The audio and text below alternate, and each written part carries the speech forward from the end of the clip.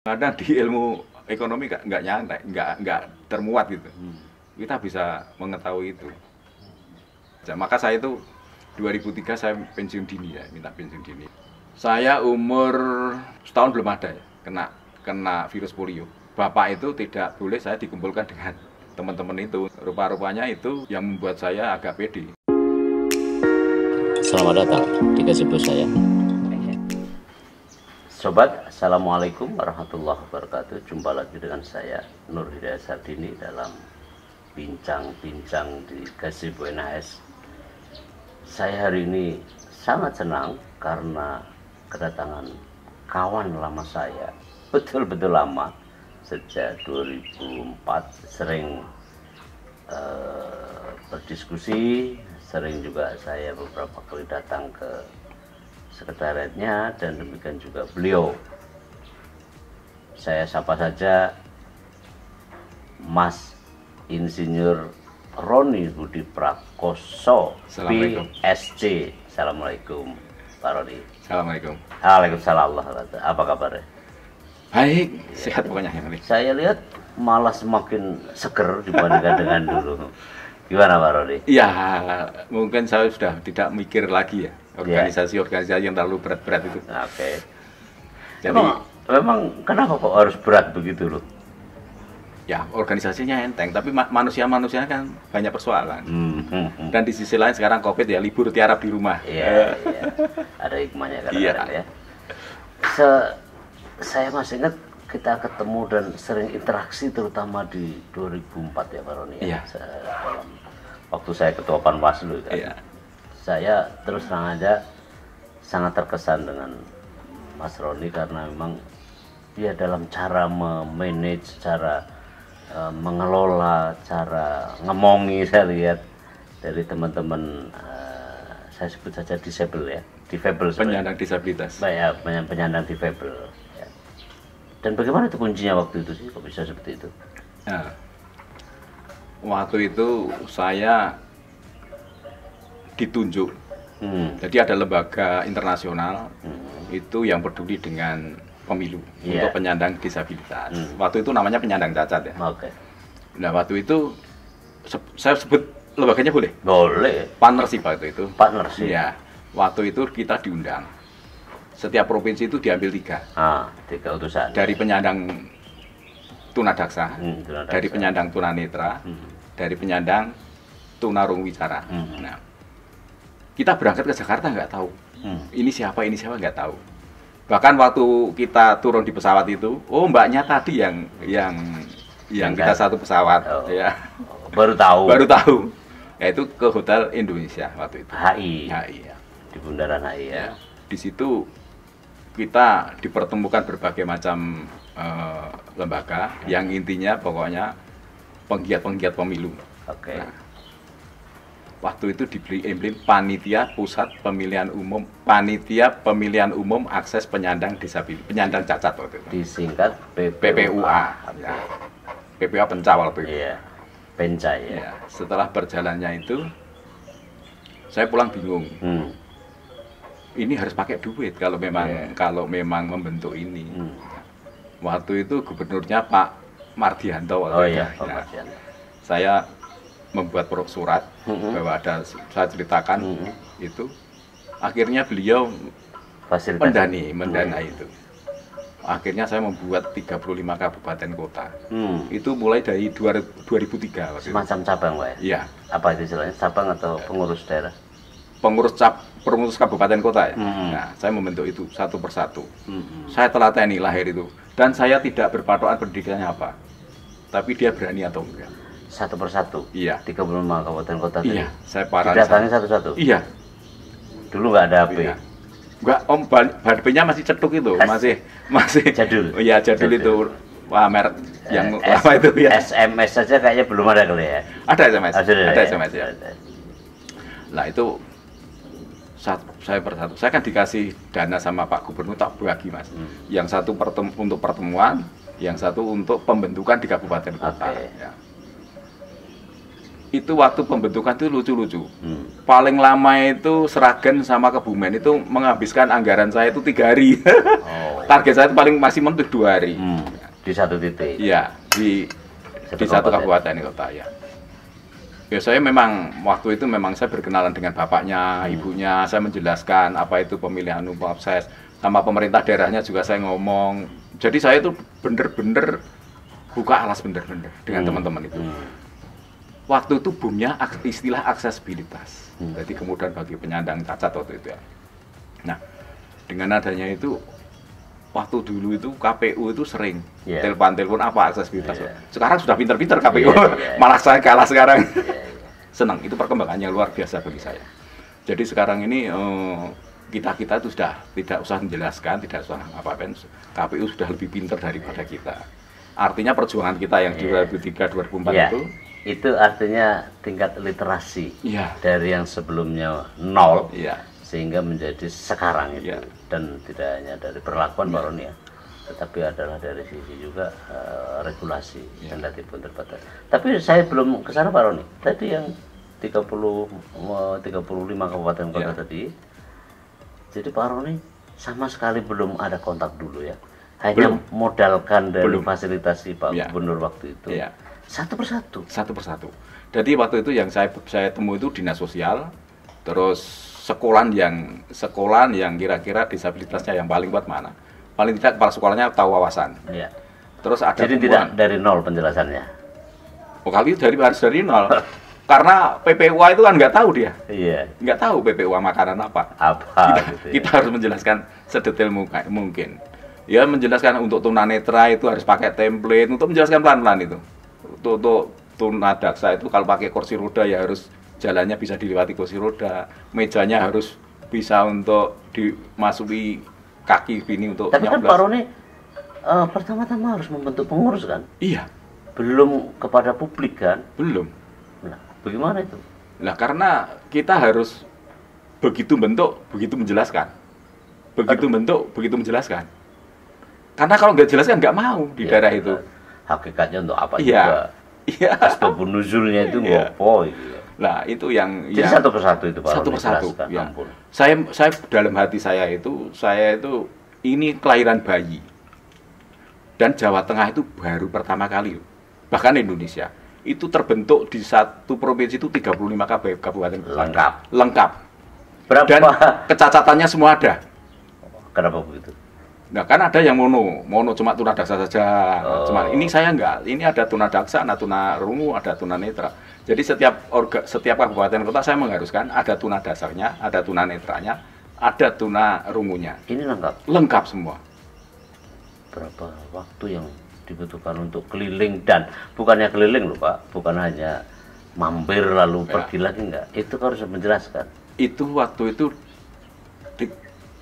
2003 mulainya ya. Iya, 2003. Menjelang 2004 untuk pemilu 2004. Saya masih ingat itu. Iya, 2004 terus lalu saya ya sering ketemu dengan KPU. Nah, ini melalui ini saya terima kasih dengan Pak Nasuha, dengan Bu Fitri, Sekretaris Bu Fitri ya. Dengan yang di hadapan saya ini. Iya, dengan NAS ya. Saya masih ingat karena sering kita berjibaku dulu ya. Iya. Bahkan kita waktu itu waktu pertemuan di Bandungan itu kan saya membuat undangan untuk partai-partai waktu itu.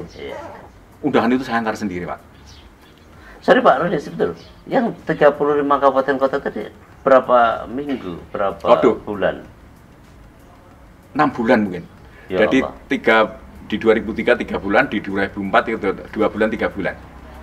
Karena kan memang satu persatu Pak. Iya. Kabupaten kota. Iya. Bukan hanya Pak Roni harus datang lalu pergi. Iya. Saya menjelaskan kepada setiap teman-teman yang menjelaskan pada dulu pemerintah daerah sana dulu. Iya, pemerintah dulu. Iya. Pemerintah dulu saya jelaskan. Ini ada panitia pemilihan umum akses yang gunanya untuk hak-hak penyandang disabilitas itu biar bisa melaksanakan sendiri. Lalu ke penyandangnya? Ya, baru para penyandang. Terus saya minta diantar orang-orang penyandang cacat ini di sini siapa saja. Sebagai alamatnya istilahnya ya. Karena di dinas sosial itu mesti ada. Dan itu atu-atu lagi. Satu-satu lagi. Iya. Karena Pak Roni memegang mandat. Iya. Ya, 30 sekian provinsi. Ya. Iya, kan belum selengkap sekarang Pak provinsinya. lalu kemudian ke Jakarta, dengan dasar itu balik Pak Roni kontak sama gubernur dan kemudian difasilitasi untuk ini dan segala macam. Tapi sebelumnya itu saya suruh bicara di depan Pak Sekda, waktu itu Pak Sekdanya memang Pak Mardiono. Pak Mardiono Iya, Pak terus Mardiono. asistennya Pak Martopo. Iya, Sutopo. Iya, Pak Martopo. Pak Martopo. Iya. Nah, Iya, itu Pak Tartopo. Pak Tartopo ya.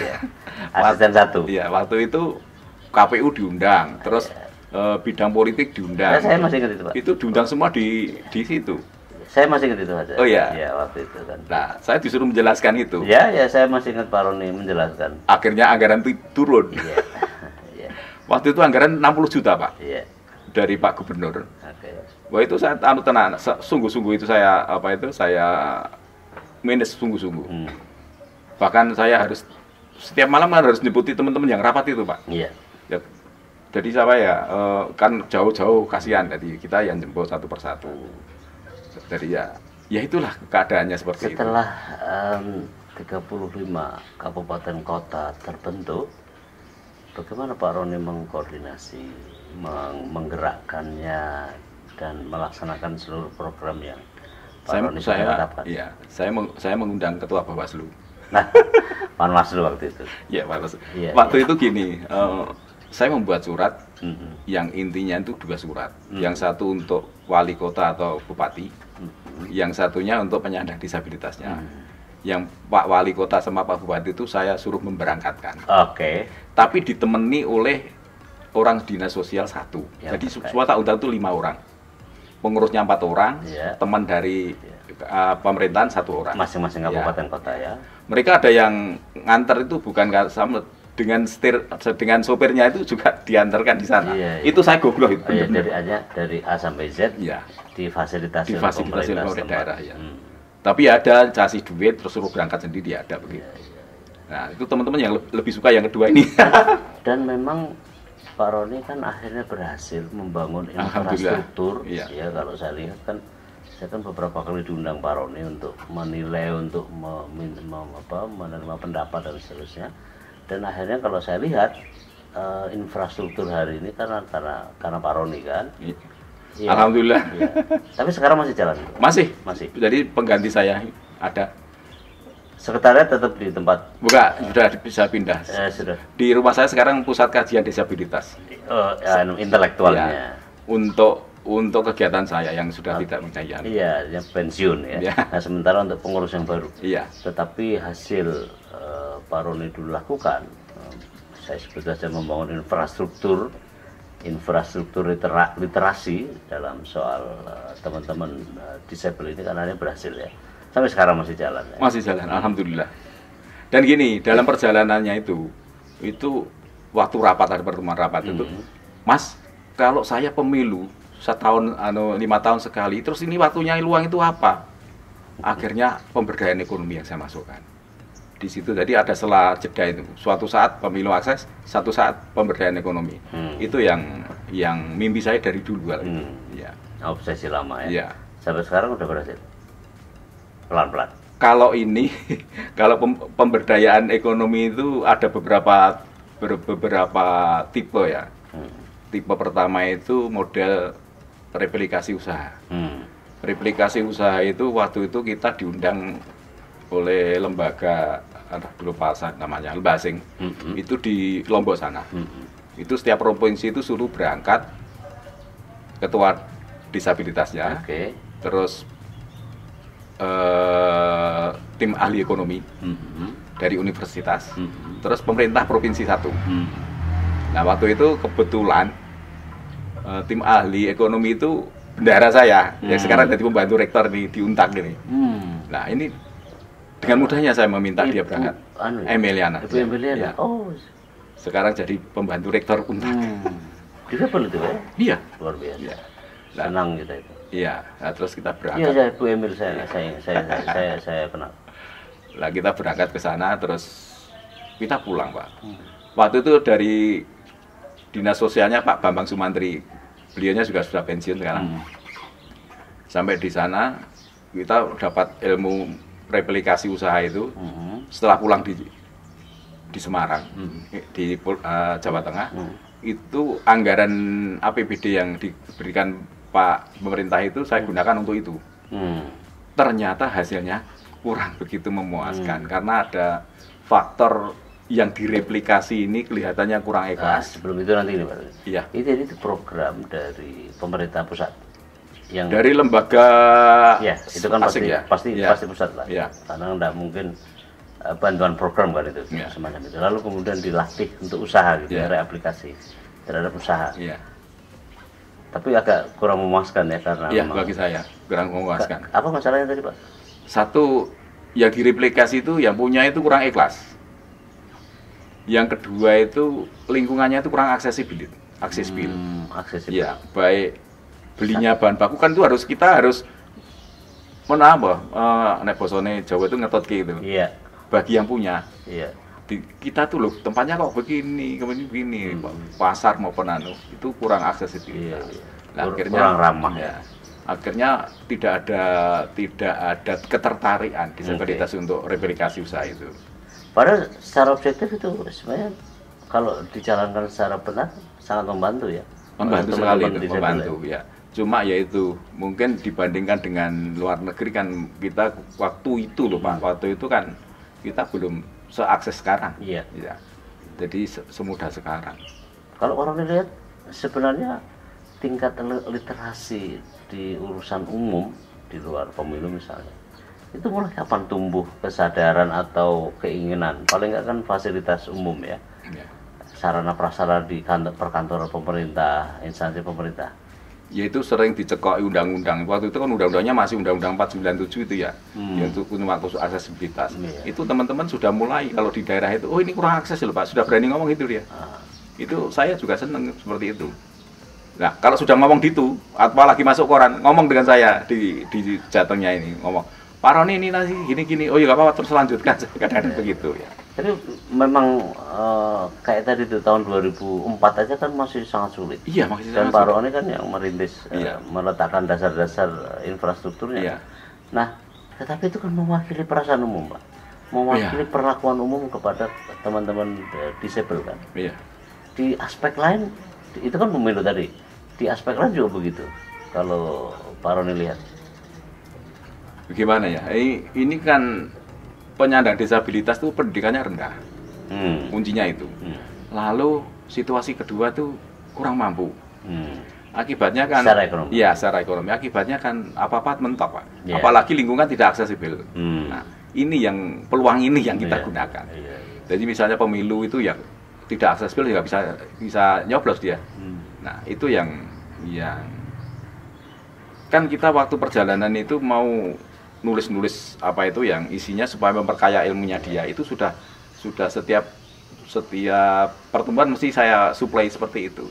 Jadi mereka sudah tahu dan mereka bahkan sekarang ada yang mendirikan organisasi sendiri. Ya nggak apa-apa, itu memang Oh, iya. berarti lebih pandai gitu. Tandingan dengan PPWA. Oh enggak, tidak.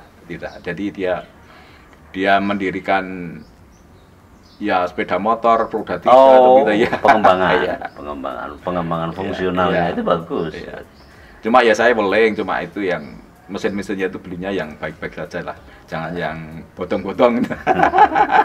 Nah, tapi kalau Pak Roni lihat mulai kapan Pak ya tumbuh yang kemudian Pak Roni sangat terkesan dengan perubahan perlakuan itu Pak terhadap kalangan. Waktu pemilu berikutnya ya, itu pemerintah malah lebih tahu duluan waktu itu. Cuma kita ada diundang ke Jakarta, ngobrol-ngobrol sana, terus nanti kan hasilnya itu sudah cocok dengan di daerah gitu, karena kita sudah pernah ngomong di sana. Dan kalau yang ini akhir-akhir ini sudah nggak pernah pertemuan lagi, jadi sudah jago sendirilah sekarang. Atau sudah dianggap sudah baik. Iya. Kelihatannya begitu, sukses ini pemilihan umum akses bagi saya. Ya cuma kemarin itu ada COVID itu, terus ada tambahan plastik, ada tambahan masker itu. Kan tidak perkara untuk teman-teman disabel. Oh itu perkara itu, pakai plastik itu kalau pakai kursi roda itu lunyu loh. Oh, Untuk teman-teman tunanetra untuk membaca braille itu susah pakai plastik. Ada kunci. Terus untuk teman-teman tunarungu pakai masker harusnya masker yang bening bisa kode bicara. oh Masih ada hambatan di situ. Ya. Dan kemarin ramah. Kemarin ramah, tapi ya itu ya tetap kan misalnya di RT saya ya, di Iya. RT saya itu kan tempatnya itu tinggi, kan nggak mungkin untuk ditambahi lagi. Iya. Kalau ditambahi lagi ngalangi jalan. Iya. Nah, itu ya harap maklum lah. Iya. Kalau mau ya nyoblos di situ atau nyoblos di rumah. Ya datang. Iya. Bisa. Karena kan Iya. apa special treatment ya. Iya. Dan itu hanya Pak Roni. Enggak, yang Banyak. sepuh-sepuh ya ada. Yang pakai Oh, Orja hal yang ya. sama. Iya. Oke. Dan memang dilayani. Iya, Tidak dilayani. apa-apa itu. Baik, iya. Yang penting itu kan keterpenuhan Iya. hak memilih warga negara itu ya. Nah, kalau di instansi-instansi itu Pak Roni, apakah memang rata-rata sudah ramah ya, istilah saya aja ramah terhadap teman-teman penyandang Kalau ramah disabilitas? lingkungan ya, Hmm. itu mungkin sudah agak aksesibel ya. Hmm. Nah, kalau ramah untuk sekian persen harus masuk itu kelihatannya kok belum. Mungkin baru taraf perjalanan ini. Sekarang pemerintah sudah beberapa tahun ini sudah mengumumkan untuk penerimaan penyandang disabilitas. Itu saya luar biasa senangnya itu. Di rekrutmen Dia ya. di PNS maupun di kuliah itu sudah begitu.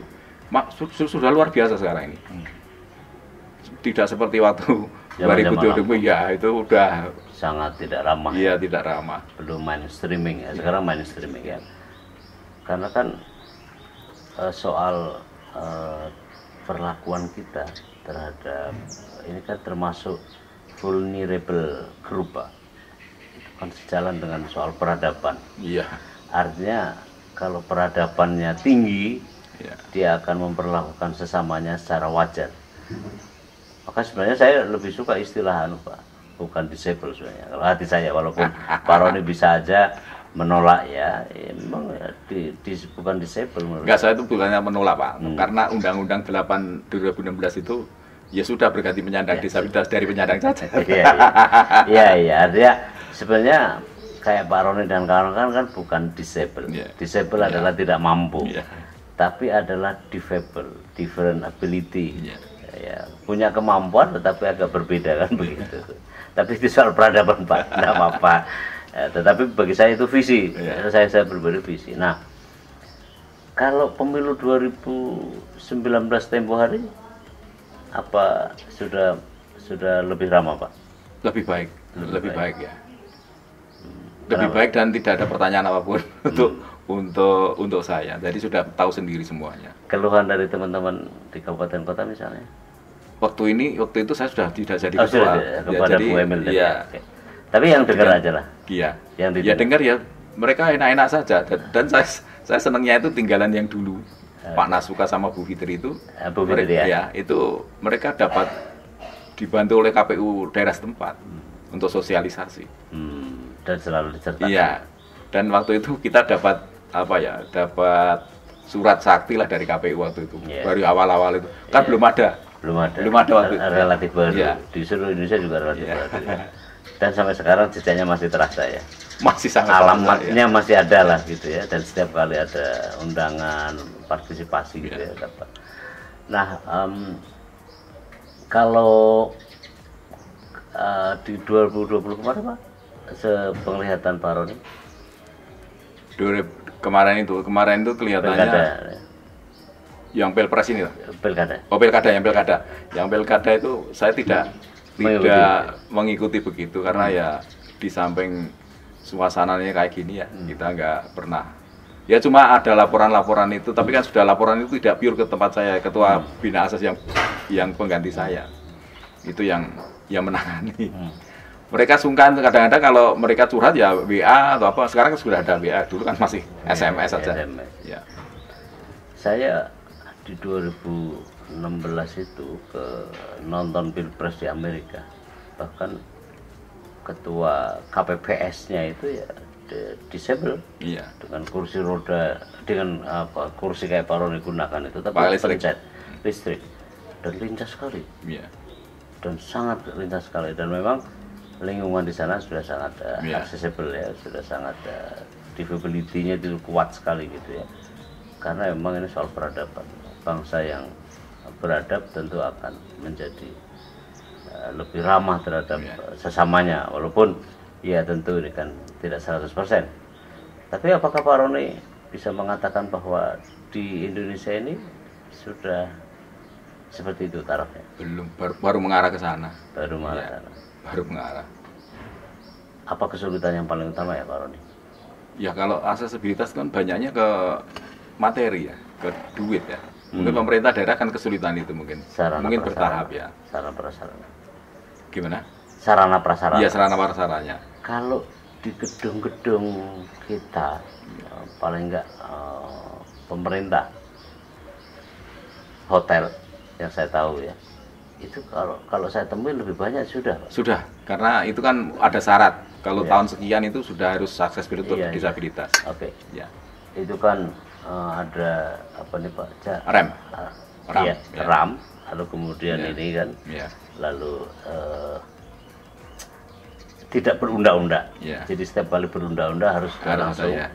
Tapi hanya kantor KPU Provinsi Jawa Tengah saja yang paling duluan saya lihat. Itu kantor KPU Jawa Tengah itu ada perengan itu karena saya waktu itu. Pasti ya. Ya. Saya menduga. Waktu itu oleh Pak Nasuka disuruh kasih perengan itu supaya kalau saya naik kursi roda tuh Enggak perlu mudah repot. ya. Iya, Itu aja. Tapi kalau sudah naik di sana ya susah lagi, di lantai 2-nya sudah susah lagi. iya, karena nggak ada lift Iya. juga. Maka kalau waktu itu kalau ada rapat di lantai 1 kalau Iya, undang iya. saya. Iya, iya. Karena memang untuk lantai 3 ya. Dua Dan dua di tiga, sana ya. itu udah nggak mungkin lagi. Bukan nggak mungkin, aja kan terlalu berat. Iya. Karena selain itu juga nggak ada lift. Ya harusnya pakai lift itu. Harusnya Kalau pakai. sudah namanya KPU itu harusnya pakai lift. Lift, karena emang itu. Dan itu Kak Pak Roni ya. Gimana? Pak Roni yang dulu diakomodasi itu. Iya, Zamannya Bu Fit sama Pak Naswa ya. Pak Nasuka ya. Kalau saya lihat Pak Roni agak maju ya perlakuan terhadap teman-teman disabel. Tapi tentu ada yang masih kurang Pak Roni. Iya. Apa yang Pak Roni rasakan, apa yang Pak Roni alami begitu ya, dalam konteks bahwa disable mainstreaming ini harus berjalan begitu. Iya. Silakan. Itu sesuai perjalanan saya dulu. Itu masalah nafkah itu kata kunci saya.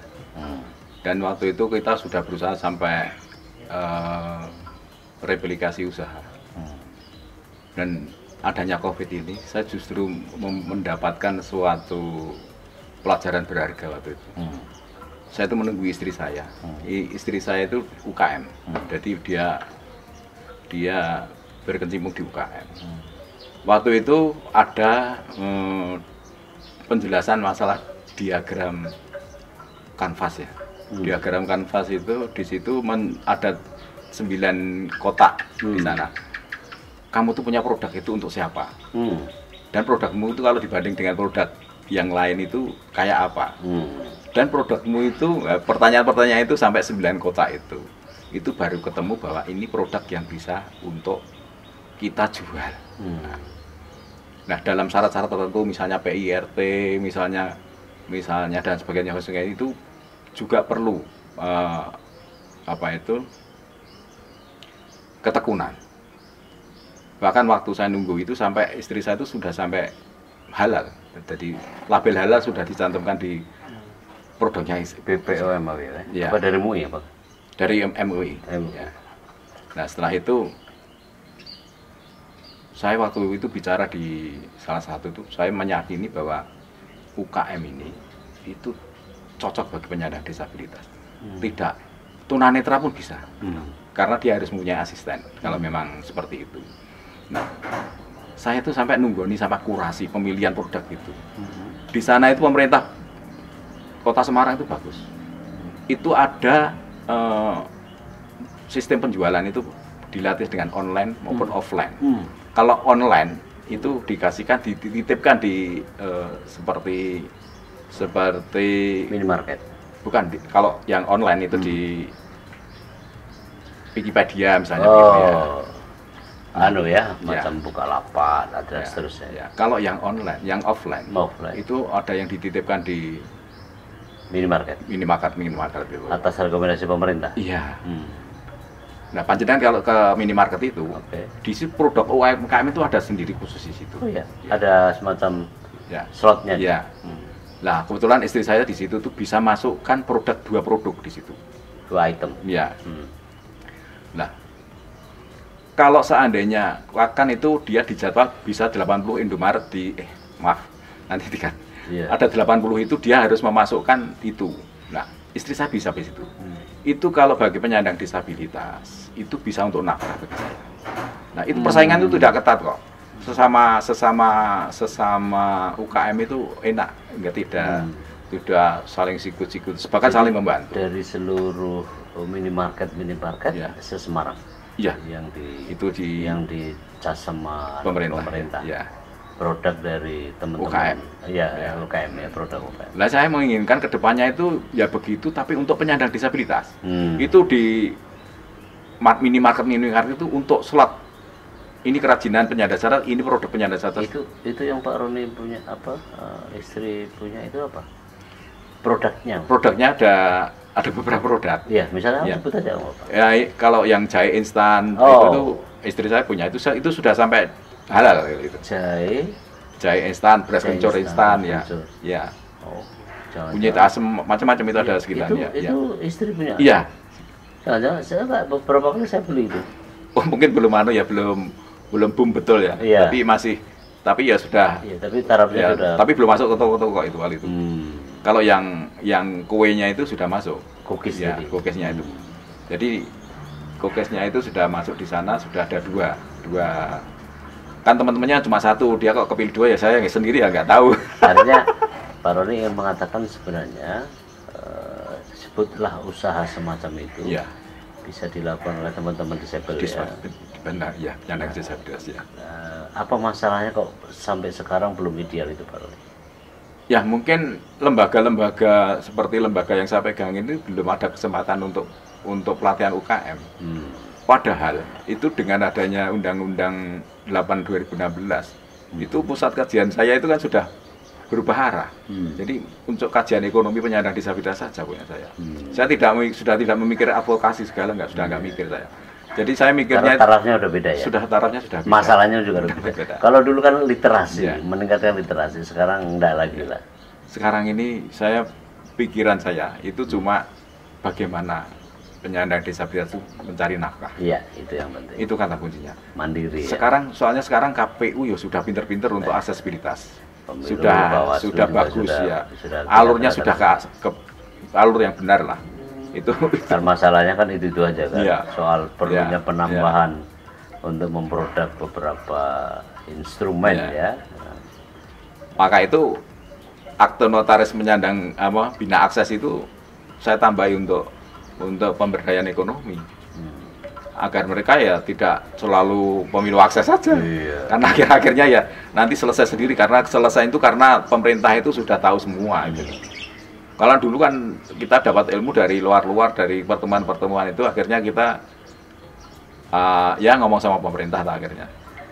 Beberapa konvensi tentang penyandang disabel juga mengharapkan untuk kesejatian ya. Iya. Yang mandiri ya. Dan saya rasa satu pijakan yang paling penting ya ekonomi. Iya. Karena dengan begitu kan ada kata-kata istilahnya kan, jangan kasihani kami, tapi berilah peluang saya. Ya. Berilah ruang saya juga. Ya. Begitu ya Pak Roni. Ya. Nah terus usaha apa yang cocok ya, yang sesuai dengan kondisi objektif dari teman-teman disabel ini, selain jahe apa itu untuk jahe, usaha itu ya, untuk usaha pengembangan usaha itu banyak kok Pak. Untuk usaha itu tergantung mereka lah. Jadi misalnya ada yang di penjahit ya nggak apa-apa penjahit. Itu goalnya kamu tuh penjahit ini untuk siapa tuh? Untuk umur berapa? Kualitasmu dibanding penjahit yang satu. Karena gini loh, waktu itu ada pelatihan dari pemerintah itu antaranya lain jahit. Itu kalau semua bisa jahit semua, itu berarti kan ada persaingan. Nah, kelebihanmu dibanding teman-temanmu itu apa, produkmu itu? Apa jahitannya kuat, apa modelnya bagus, apa itu lebih murah harganya. Itu kemarin memang saya ngomongkan begitu. kita memang sering webinar dengan teman-teman ya, tapi waktu itu kan posisinya kan sudah ya adanya COVID ini sering-sering pertemuan di webinar. Tapi kalau sudah, maksud saya itu kalau itu UKM itu sudah diperjalankan dan mereka sudah menyenangi, saya yakin itu bisa. Bahkan kalau perlu perda ini itu adanya itu cuma UKM sama aksesibilitas saja. Atau kalau perlu ya tambah olahraga lah. Karena olahraga sekarang sudah untuk nafkah sama teman-teman tuh ini, olahraga ini. Maksudnya? Ya olahraga itu sekarang kan kalau dapat medali itu kan sama persis anunya. Jadi profesional. Ya. Ini teman-teman banyak yang lari di situ.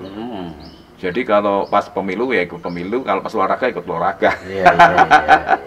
Kalau pas ada event ekonomi ya ikut event ekonomi. Ya cuma top-topnya itu aja, 2 itu. Dulu pernah ada program Kube. Itu ya kurang begitu berhasil. Tapi kelihatannya UKM ini kok saya yakin perorangan bisa ini dengan ini. Mencermati COVID ini saya justru memperhatikan UKM sekarang. Kenapa gitu Pak? Lebih mungkin ya sekarang? Ya lebih mungkin kan, karena waktu itu kebetulan istri saya kan juga ikut, jadi saya menikmati itu dan sampai menunggu sampai di gedung koperasinya pemerintah Kota Semarang. Jadi saya yang menikmati itu juga. Oh ternyata ini untuk teman-teman saya bisa, maka perlahan saya transfer ke teman-teman ini loh bisa. Bagaimana kalau organisasimu visinya diganti? Apa Pak Roni? Penyandang disabilitas ber-UKM. Ya kenapa enggak ya? Iya, kenapa enggak gitu? Kan satu masalah ya, Pak Roni kan tahu siklus maupun mata rantai dari usaha kan marketing. Iya. Marketing dulu kan harus luring begini. Sekarang kan bisa daring. Iya, betul. Hal yang luring justru menjadi penghalang buat teman-teman disabel kan. Tapi dengan daring mampu menggantikan secara fungsi itu Pak. Begitu ya kira-kira ya. Tapi gini Pak, untuk Kota Semarang itu pemerintahnya yang hebat. Jadi pemerintah Kota Semarang menyediakan pasar. Iki loh. Minimarket tak kasih slot tempat untuk UKM. Iya, slot-slot untuk UKM. Iki loh. Wikipedia tak kasih slot untuk UKM. Pemerintah daerah bagus ini modelnya.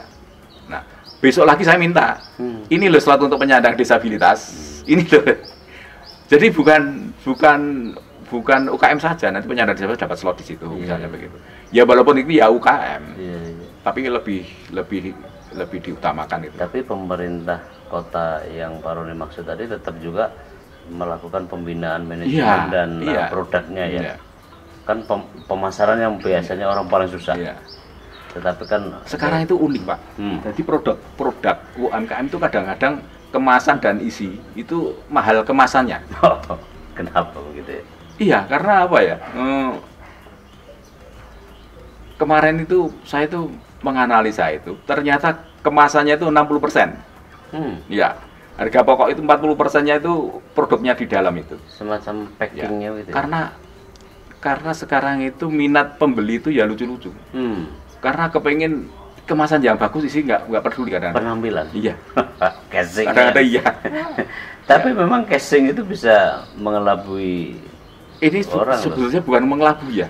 Ini apa ya? Praktisnya, segi praktisnya. Jadi praktis. Oh ini enak. Ini dipegang kok gengsi panganan ini. Makanan ini gengsi. Misalnya steak ya, steak cheese stick itu. Itu dikasih plastik bungkus itu sama kasih pons yang itu terus dikasih tabung, itu beda-beda anunya. Tampilannya beda-beda. Kalau tabung bawa masuk ke gedung bioskop aja, wah ini pakai ini. Walaupun harganya mahal itu tabung itu. Itu tabung itu 8.000-an kalau dengan stikernya. Jadi kalau ada istilah buat apa beli botolnya, ya isinya kan. Jadi benar-benar lebih baik beli botolnya aja gitu ya. Jadi produk laku atau enggak sangat-sangat tergantung pada kemasan. Ya. Dan itu pelajaran Pak Roni gitu ya. Jadi karena itu saya alami sendiri. Ya. Jadi misalnya kue itu kita bungkus pakai plastik yang putih-putih biasa itu tidak tertarik. Tapi kalau pakai kardus ada selorokannya begitu, terus ada logo-logonya itu malah terbeli itu. Kemarin Pak Roni ada kawan yang jadi pembicara webinar dan dia lakukan protes kepada sejumlah produk yang produk farmasi ya. Ya. Jadi dia itu kan harus meminum obat setiap kali setelah makan gitu ya. Jadi obatnya itu pilnya itu, kemasannya itu tidak bisa dibuka, susah dibuka. Oh iya. Gara-gara itu dia tidak akan mau lagi jadi Iya. pengkonsumsi Pak. Jadi relevan sekali dengan apa yang Pak Roni tadi sampaikan. Kalau begitu casing jelas mempengaruhi terhadap produk ya. Apa itu yang Pak Roni, yang memang potensi itu masih lebih luas dibandingkan dengan yang lain. Tapi kan tentu saja hak bagi penyandang disabel untuk hidup selayaknya sebagaimana kita hidup. Nah, apakah itu sebagai cara yang paling oke ya, paling mungkin? Kalau saya ya sekarang ini UKM ini mungkin paling nomor 1 bagi saya. Ini mereka kok kalau ikut pemerintah mereka itu terjamin pasar maupun kok. Terjamin pasar maupun bahan bakunya itu terjamin kok. Bahan baku ya saya kadang-kadang kalau menyarankan teman-teman bahan baku mudah didapat, murah, tidak terombang-ambing. Pernah teman saya itu datang. Itu dia menawarkan delay dikompres gitu terus jadi menjadi kue gitu. Mas, ini marginmu berapa? 1.000 Pak. Wah, engko begitu delay naik. Gulung perusahaanmu. Betul, delay naik. Ya sudah nggak bisa beli dia. Bahan modalnya terlalu minim manunya itu. Ambil Ya. marginnya itu. Iya. Yang kedua itu delay itu untuk makanan seperti itu susah bahan bakunya suatu saat. Karena impor semua. Iya. Not impor kan. Itu dia kembali ke saya. Oh, bener Pak Roni ya sudah. Memang itu memang logis itu. Bukan kok saya dukun, bukan, tapi itu memang logis kalau Dan itu hukum ekonomi aja ya. Iya. Dan itu sama dengan penjelasannya soal tempe dan tahu ya. Iya. Tempe dan tahu memang orang menyebut itu produk asli Indonesia. Tapi faktanya bahan bakunya impor semua kan. Iya. Ini ya juga ada teman istri saya itu tempe tapi dirajang tipis-tipis itu digoreng, dikemas bagus gitu. Oke. Ya, itu juga keripik itu luar biasa itu lakunya itu. Kan kita itu kalau dari UKM itu tahu di toko itu yang laku itu siapa saja tahu itu di situ. Iya. Ya. Ada listnya. Ya, ada listnya. Ini yang harus dijok lagi. Ya. Ini harus dijok lagi. Itu tahu di situ produknya. Jadi kita tahu, oh ini produk itu, laris ya produk itu. Evaluasi diri kadang-kadang. Iya. Menarik kok di UKM itu, menarik bagi saya. Dan semua orang butuh. Iya. Dan semua orang bisa buat. Iya. Dan sirkulasinya tinggi ya. Iya. Jadi kalau sistemnya apa ya Pak Roni? Di misalnya ngedrop di Dari minimarket kalau pertama kali ngedrop itu dibeli semua sama pihak minimarket itu. Manajemennya. Ya, dibeli semua. Tapi setelah perjalanan itu, laku atau enggak? misalnya kayak kita taruh 4 ya. Misalnya kita taruh 4, misalnya laku 3. Kita harus ngejok 3. Tapi yang tadi 4 pertama tadi sudah dibeli semua pihak manajemen minimarket ya. Itu bagusnya seperti itu. Bukan sistem konsinyasi. Bukan. Tapi dia bisa dia sudah menaikkan harga. Naik ini harga nggak tinggi-tinggi kok. Pasti. Masih ya. Cuma kita harus ngitung. Kalau dia sudah pasang tarif segitu, kita harus menekan harga pokok supaya harga itu menarik di masyarakat. Iya. Misalnya harga ini kok 25.000 nggak nyandak, jangan dijual. Ya. Taruhlah cari barang yang terjangkau biar masyarakat tuh bisa beli dengan mudah. Iya. Anak-anak bisa beli. Iya. Itu makanan itu bisa. Memang sekarang ini arahnya ke makanan ya, kuliner ya, ke masakan-masakan seperti itu. Nah, kadang-kadang ya ada yang harganya tuh gede sekali. Ya enggak laku. Ya walaupun itu sudah terseleksi. Ya, itu tergantung ya. Itu kalau bagi saya nanti pemutarannya uang agak lambat. Susah. Iya. Karena jarang ngejob, karena jangan sampai expired. Kalau expired kita ganti semua. Iya. Iya. Dan nama nge-brandingnya susah lagi. Iya. Karena kan begitu kita memasok barang produk ke minimarket tadi, lalu sirkulasinya tinggi karena juga tidak pernah jeda gitu ya, itu akan mempengaruhi konsumen kan? Iya. Karena konsumen itu kan mau cari kok nggak ada itu ya repot. Repot. 1 kali maafkan, 2 kali masih maafkan, 3 kali sudah Iya. putus hubungan kan dengan produk itu. Tapi mengasihkan, UKM itu mengasihkan. Kadang-kadang apa ya? Kadang-kadang di ilmu ekonomi nggak nyantai, nggak termuat gitu. Kita bisa mengetahui itu. Saya bukan ahli bukan ahli UKM, tapi saya tuh ingin mengerti UKM saya tuh. Pak Roni kan sarjananya pertanian. Pertanian. S1, S2 ya? Bukan, belum S2 saya. S2 Ya. PSC? Pertanian tapi beda jurusan, Pak. Oh. Satunya agro, satu ekonomi. Nah, memang studinya tentang agroekonomi. Kan waktu itu kan saya mau diarahkan jadi dosen, tapi saya nggak mau. Saya syaratnya harus masuk ekonomi. Iya. Saya aduh, kok baleni meneh iki. Iya. Lebih baik begini aja lah. Tapi memang menikmati ya Pak Roni. Menikmati. Saya kerja di perkebunan saya menikmati. Dulu karir di mana tuh Pak Roni? Di PT Perkebunan Nusantara. PTP ya? Iya, PTP. berapa? Dulu pertama kali 18, terus ada restrukturisasi dari PTPN 9. Jawa Tengah ya? Iya, Masih Jawa Tengah ya? masih. Malah melintang di semua perkebunan di... Iya, itu yang mengasihkan sekali itu. Dari puncak tertingginya, puncaknya sebagai apa? Saya staf biasa. Staf biasa. Ya kalau waktu itu wah saya nanti buka aib saya nggak usah lah. Ya itulah hidup gitu aja. Maka saya itu 2003 saya pensiun dini ya, minta pensiun dini. 2003? Ya. Waktu itu saya dengan teman-teman mendirikan sebuah lembaga gitu. Tapi lembaga itu sebuah CV itu. Oh, usaha. Ya, tapi tidak berkembang. Nah, itu kebetulan ditarik sama Jakarta itu untuk berangkat, saya berangkat. Terus ada kasihkan sendiri. Nah, habis itu lupakan itu. Lupa. Tapi Pak Roni memang sejak awal ya, sejak lahir difabel. Saya umur setahun belum ada ya, kena virus polio. Oh, polio. Ya. Waktu itu anunya Pak Harso, Prof Harso di Solo waktu itu. Suharso. Iya, Prof Suharso. Nah, rumah saya masih di Semarang waktu itu. Saya masih kecil itu ditinggal bapak kan militer di Semarang ya. Situ dulu. Ya, saya di sana di TP Budi sana. Nah, setelah itu perjalanannya bapak itu tidak boleh saya dikumpulkan dengan teman-teman itu untuk harus disosialisasikan dengan orang lain itu yang tidak disabilitas. Nah, rupa-rupanya itu yang membuat saya agak pede. Drop pede. Percaya diri saya meningkat. Oh, ya. Waktu saya cuci mobil gitu ya, mobil kantor itu terus saya nyoba. Bapak itu enggak jangan terus lanjutkan setir saya.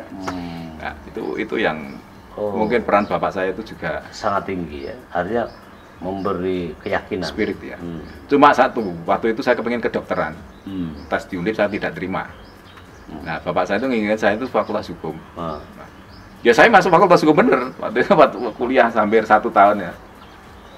Ya nilai saya ya lumayan. Tapi setelah itu saya kok, waduh nek pindah piye. Waktu itu cuma mata kuliah dasar umum kan. Aku nek pindah piye ya. Oh, semester awal. Iya. Saya ngadep sama dekan pertanian waktu itu. Namanya Pak Pratoyo. Pak, saya kalau testing nanti saya mau ikut lagi diterima nggak Pak? Nek kue lulus tak tompo. Ternyata diterima. Saya masuk pertanian. Teman saya dulu. Sorry Pak, itu kan bisa transfer. Nah ya, itu MKDU-nya itu ditransfer. Transfer. Saya itu lulus bersamaan dengan teman saya yang dihukum. Tapi kan nggak harus UMPTN lagi kan? Enggak. Zaman itu masih usaha UMPTN kan? Belum ada. Istilahnya apa? Waktu Perintis. itu ujian apa ya waktu itu istilahnya? Sipil Maru? Sipil Maru aja saya belum. Itu, saya itu udah lama tahun 8 itu perintis. Itu tahun 74 75. Perintis deh kalau nggak salah. Iya. Tahun 75 loh. Nah, habis itu saya lulus SMA 74. habis itu diterima. Transfer ya? Diterima terus itu teman saya yang tadinya jemput saya di rumah itu fakultas hukum. Ron, ayo kuliah, aku sudah nggak kuliah hukum. Itu sudah itu bisa bersamaan loh dengan dia. Dia hukum, saya pertanian. Padahal ilmunya jauh banget. Iya. Ini soal kecerdasan ini. Oh kan? Soal kapasitas. Suka bejo aja. Ah, ya enggak lah, kalau bejo kan enggak pernah belajar, merem gitu jadi. Ini soal kecerdasan. Ya gimana ya waktu itu kan masih program lama Pak. Program lama itu kan 6 tahun, 7 tahun ya, 6 tahun. Jadi tingkat doktoralnya itu 3 tahun, terus setelah itu tambah 2-3 tahun. Yang lama kan tesisnya. Dulu istilahnya tesis bukan skripsi. Oh, tesis. Ya, ya, ya. Zaman itu Pak Harto kan, lah uniknya itu 11 Maret itu yang meresmikan Pak Harto. Kan dia menggariskan sarjana di situ tuh harus tanaman pangan. Ya. Nah saya tesis saya itu telo Pak. Telo. Ketela. Iya ketela. Ketela itu lain Pak. Jadi satunya itu kontrolnya tuh lurus, yang keduanya itu bengkok, yang ketiganya cabundel. Wah, itu penjelasannya ilmiah yang susah. Tak buat Pak. Saya buat akhirnya disetujui, ya sudah saya terus lulus, terus saya dilantik oleh Pak Prakoso juga namanya, Pak Dr. Prakoso. Ya sudah saat itu saya terus langsung insinyur, terus saya kerja di perkebunan itu. Langsung diterima. Ya. Melalui proses yang panjang juga. Iya. Jadi saya waktu itu kan saya sebetulnya kepengennya ya bolak-balik dokter itu tadi, tapi ya sudah itu masa lalu. Tapi orang tua juga Ya. lebih prefer ke kedokteran. Enggak, bapak itu pokoknya seneng gue apa. Oke.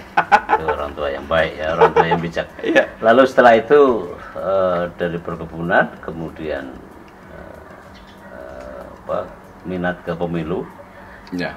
urusan-urusan sosial gitulah ya. Ya. Tidak hanya pemilu, termasuk UMKM belakangan. Ya.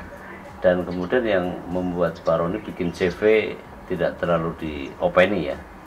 Pusat kajian disabilitas ini saya memikirkan sebenarnya untuk menjembatani Bina Akses itu, yang mungkin hasilnya ini akan saya serahkan ke Bina Aksesnya itu. Jadi hasil utek-utek saya ini, Ya, tapi artinya akan saya serahkan. usaha yang setelah pensiun itu akhirnya memang tidak dilihat lagi akhirnya kan. Dan sekarang akhirnya membuat terjun total di sosial kemasyarakatan ya. Betul. Oke. Thank you Pak Roni Sama-sama, Pak. Terima atas kasih, Pak. kehadirannya, dan saya merasa senang sekali karena menghadirkan Pak Roni itu tidak mudah. Baik jadwal maupun kesempatannya. Tapi ini anggap sebagai sesambungan untuk sudah pernah kita diskusikan panjang 20 tahun yang lalu kali Iya. Ya, thank you Pak Roni Sama-sama, Pak. atas kehadirannya. Sobat, senang sekali saya bisa menghadirkan Pak Roni dan berbagi pengalaman, berbagi rasa dengan para sobat. Insya Allah kita jumpa lagi dan ini memberi manfaat. Assalamualaikum warahmatullahi wabarakatuh. Waalaikumsalam warahmatullahi wabarakatuh. Selamat datang di Gazebo saya.